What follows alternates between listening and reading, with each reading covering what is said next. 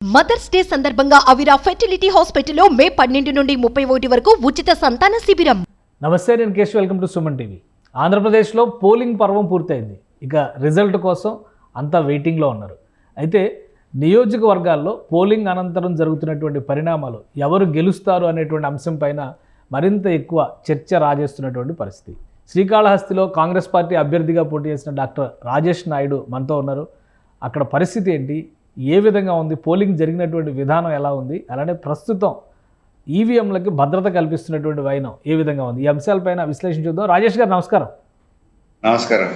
రాజేష్ గారు, అసలు ఏంటి ఓవరాల్గా మీ ఫీడ్బ్యాక్ ఏంటి, పోలింగ్ జరిగినటువంటి విధానం కానీ ఎన్నికల నిర్వహించినటువంటి తీరు మీరు ఏమనుకుంటున్నారు? చాలా శుభపరిణామము. ఎందుకంటే ఈసారి పోలింగ్ పర్సంటేజ్ చాలా పెరిగింది రాష్ట్రం అంతా. ప్లస్ మా శ్రీకాళహస్తిలో కూడా చాలా రికార్డ్ స్థాయిలో పోలింగ్ పర్సంటేజ్ పెరిగింది.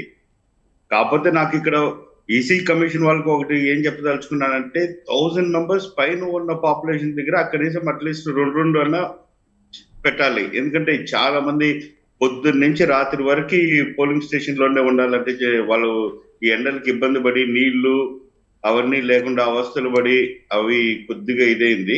నెక్స్ట్ టైం నుంచి ఒక 1000 మెంబర్స్ పైన ఉన్న వాళ్ళని కొద్దిగా ఎక్కువ దృష్టి పెట్టి చేయాలని అదొకటి విన్నపం అంతే. ఓవరాల్గా 83% పోలింగ్ నమోదైంది. గతంలో కూడా ఆల్మోస్ట్ 81% దాకా 80 పైనే నమోదైంది. సో ఈ భారీ ఓటింగ్ ఎవరికి కలిసి వస్తుంది అనుకుంటున్నారు? రాష్ట్రంలో చర్చ అంతా కూడా కూటమి వర్సెస్ వైఎస్ఆర్సీపీ ఈ చుట్టూనే నడుస్తుంది. కాంగ్రెస్ పరిస్థితి ఏంటి? కాంగ్రెస్ కూడా ఉందండి. అదే కాంగ్రెస్ పరిస్థితి ఏంటి, అందుకే మిమ్మల్ని అడుగుతున్నా. ఇది ఇప్పుడు మార్పు రావాలని నినాదంతో నేను పోయాను. ఆ మార్పు కోసం కూడా అనుకోవచ్చు కదా. అవును. సో ఆ మార్పు కోసం కూడా ఎక్కువైంది శ్రీకాళహస్తిలో అనుకోవచ్చు. సో అట్లే శ్రీకాళ గారు వచ్చినాక కాళహస్తి ఇది కాంగ్రెస్ పార్టీ కూడా చాలా మంచి రెస్పాన్స్ వచ్చింది. నేను ఇంటింటికి పోయినప్పుడు మా హస్తం మా చేతికి వచ్చింది, మా ఇంటికి వచ్చింది అని చాలా మంది చెప్పారు. మళ్ళీ పుంజుకునేది కాంగ్రెస్, మళ్ళీ వచ్చేది కాంగ్రెస్ అన్నారు. సో అటు ఇటు వేసుకున్న వాళ్ళ ఓట్లు వాళ్ళకు ఉన్నాయి. మాకు ఆ ఎక్స్ట్రా పర్సంటేజ్ పెరిగిన పర్సంటేజ్ ఓటింగ్ మాకు పెరుగుండొచ్చు కదా, మేము ఉన్నాం. మీరు పోటీలో ఉన్నారు, కానీ చర్చ అంతా కూడా 2 ప్రధాన పక్షాల చుట్టూనే నడుస్తుంది. సో కాంగ్రెస్ పార్టీ చేసినటువంటి వాదన ప్రధానంగా వివేకానంద రెడ్డి హత్య కేసుని ఒక ప్రధాన ఎజెండాగా తీసుకున్నారు షర్మిల గారు. రాయలసీమలో వైఎస్ఆర్ ఫ్యామిలీ ప్రభావం ఎక్కువగా ఉంటుంది అన్నారు. ఆ ఫ్యాక్టర్స్ ఏమైనా మీకు కలిసి వచ్చేటువంటి పరిస్థితి ఉందా? 100% కలిసి వచ్చే ఫ్యాక్టర్స్ అవన్నీ. సో శర్మ గారు ఇక్కడికి వచ్చినాక చాలా మార్పు వచ్చింది. శ్రీకాళహస్తి మన రాయలసీమ నియోజకవర్గంలో అందరూ ఆ శర్మల మేడం గారు కరెక్ట్ గా సూటిగా మాట్లాడుతున్నారు. సుత్తి లేకుండా సూటిగా మాట్లాడి ఇవి ప్రశ్నలు ఇవి ఉన్నాయి, ఇవి మీరు నిర్ణయించుకోండి అనేసి అది జనాలకి నచ్చుతూ ఉంది. వాళ్ళు చాలా మంచిగా రెస్పాండ్ అవుతున్నారు. వాళ్ళు అవును కదా అని వాళ్ళు ఆలోచించడం స్టార్ట్ చేశారనమాట. సో ఏంటి, కాళహస్తిలో ఎవరో బలమైన ప్రత్యర్థులు ఎవరు? ఇప్పుడు సిట్టింగ్ ఎమ్మెల్యే పరిస్థితి ఏంటి, తెలుగుదేశం అంటే కూటమి అభ్యర్థి పరిస్థితి ఏంటి, మీ లెక్క ఏంటి, ఎవరికి ఎన్ని ఓట్లు వచ్చే అవకాశం ఉందని మీరు అనుకుంటున్నారు? పార్టిసిపేషన్ ఇంపార్టెంట్ అండి. గెలుపోటమి అనేది నెక్స్ట్ ఎవరికైనా కానీ, నాకే కాదు కానీ ప్రతి ఒక్కరు గెలుపోటమి అనేది ప్రజలే దేవుళ్ళు, వాళ్ళు నిర్ణయిస్తారు ఏ వ్యక్తిని ఓటేయాలి అనేసి అని. అది మన శ్రీకాళహస్తిలో శివుని ఆజ్ఞలోనే జరుగుతుంది. ఎవరు గెలుస్తారు ఎవరు ఓడతారు అనేది. కానీ ఇండిపెండెంట్ వాళ్ళకి కూడా ఛాన్స్ ఉంటుంది. సో పాసిబిలిటీస్ ఉన్నాయంటారు ఇంకా? అంటే ఉండొచ్చు కదా. అంటే ఒకటి ఏంటంటే, ఆంధ్రప్రదేశ్లో ఎక్కువ చర్చ నడుస్తుంది. రాష్ట్ర విభజనకి ప్రధానమైనటువంటి కారణం కాంగ్రెస్ పార్టీ. దాని వలన కాంగ్రెస్ని ఆదరించడం అనేది స్థానికంగా మీలాంటి నాయకులకి ఆదరణ ఉంటే మీ ద్వారా ఓటు గెయిన్ అయ్యేటువంటి అవకాశం ఉంటుంది, కానీ కాంగ్రెస్ని ఒక పార్టీగా ఆదరించేటువంటి పరిస్థితి ఉండదు అనే విమర్శ ఉంది. ఏమంటారు? అదంతా ఏమీ లేదు. సో ఇప్పుడు చాలా స్పష్టంగా ప్రజలు కూడా నిర్ణయించుకున్నారు. సరే, విభజన చేసినాక వాళ్ళు హామీ ఇచ్చారు, మాకు స్పెషల్ స్టేటస్ ఇస్తామనేసి అన్ని చేస్తామన్నారు. ఈ 10 సంవత్సరాల్లో ఏ పార్టీని ఇవ్వలేదు.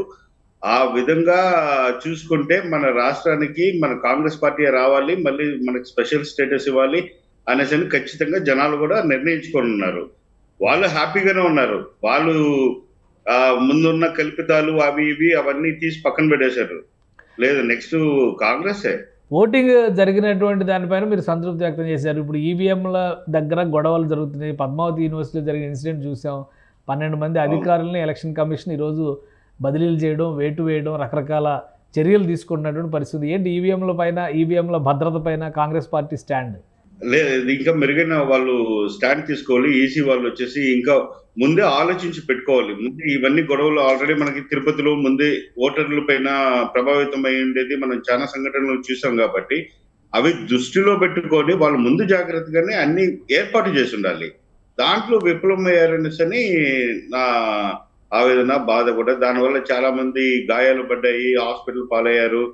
అదంతా రాకుండా ముందే జాగ్రత్త పడి చూసుకుండాలి.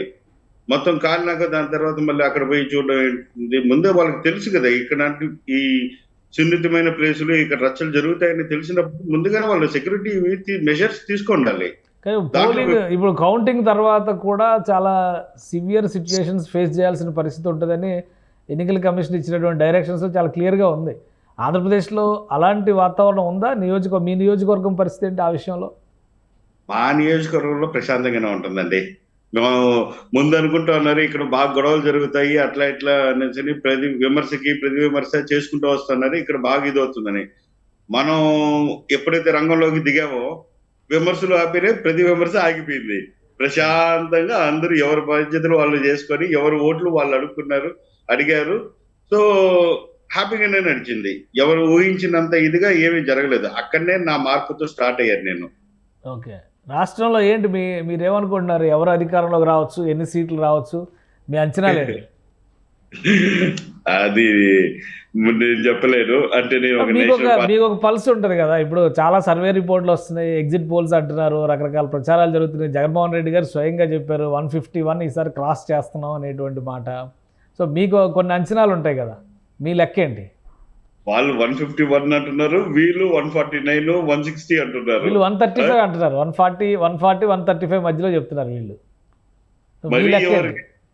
ఇప్పుడు వాళ్ళు పాలిస్తున్నాం, ప్రభుత్వం ఏర్పాటు చేస్తున్నాం అంటే హ్యాపీగా అందరూ నమ్మేవాళ్ళు. 151 కన్నా ఎక్కువ వస్తాయంటే అది నమ్మడానికి సాధ్యమేనా? పోయినసారే మనము జనసేన, టీడీపీ రెండు సెపరేట్ గా పోటీ చేసి ఒక 50 సీట్స్ లో ఓడిపోయారు అనమాట.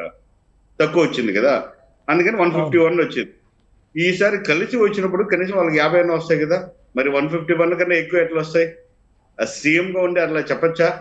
గెలుస్తున్నాము, ఫామ్ చేస్తున్నాం అంటే ఒక ఇది ఉంటుంది. 175 అంటున్నారు కదా, మొత్తం clean sweep. There is no opposition, only 1 position ఆంధ్రప్రదేశ్లో. అది కదా లెక్క. ఆ దేవుడు నిర్ణయిస్తాడు. ఇంకా ఆ రేంజ్ లో మాట్లాడితే మనం అప్పుడు కాంగ్రెస్ చెప్తుంది 175 వస్తుందని, నేను చెప్తాను కాంగ్రెస్ 175 వస్తుందని. సరే, అట్లున్నది చెప్పడం. సో అంటే మీ అంచనా ప్రకారం ఏంటి? పబ్లిక్ పల్స్ కానీ గ్రౌండ్ రిపోర్ట్ కానీ ఏంటి? అంటే ఇద్దరికి పోటాపోటీగానే ఉంది. ఎందుకంటే ఇక్కడ ఉమెన్ ఓటర్స్ పెరిగారు, సో ఓల్డ్ ఏజ్ వాళ్ళు పెరిగారు, అక్కడ యూత్ పెరిగారు, బయట రాష్ట్రాల నుంచి వచ్చిన వాళ్ళు ఓట్లు వేసే వాళ్ళు పెరిగారు.